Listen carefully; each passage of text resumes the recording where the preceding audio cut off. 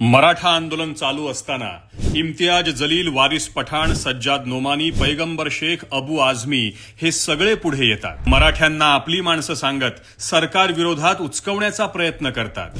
त्यांच्यासाठी मशिदी उघडल्या जातात, पाठिंब्याचं नाट्य रंगवलं जातं आणि सगळं संवेदनशीलतेच्या नावाखाली खपवलं जातं. पण मराठ्यांच्या भावनांवर खेळणाऱ्या या सर्वांचा मुखवटा आता गळून पडलाय, कारण यांचा फेक प्रपोगंडा आता उघडा पडलाय. कर्नाटकातल्या बेंगळुरूमध्ये शिवाजीनगर मेट्रो स्थानकाचं नाव सेंट मेरी करण्याचा डाव रचला जातोय. शिवरायांची ओळख पुसण्याचा प्रयत्न होतोय आणि हे सगळं घडवून आणण्याचा प्रयत्न होतोय थेट काँग्रेस सरकारच्या आशीर्वादानं. आता प्रश्न हा आहे की इम्तियाज जलील, वारिस पठाण कुठे आहेत?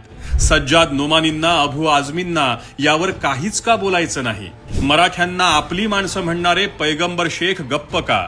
आणि स्वतःला मराठा समजणारे मनोज जरांगे पाटील आता गप्प का? हेच का ते मराठ्यांचे हितचिंतक, ज्यांना केवळ राजकारणासाठी छत्रपती शिवाजी महाराज आठवतात आणि जेव्हा महाराजांसाठी काही करण्याची वेळ येते तेव्हा मात्र ते गप्प बसतात?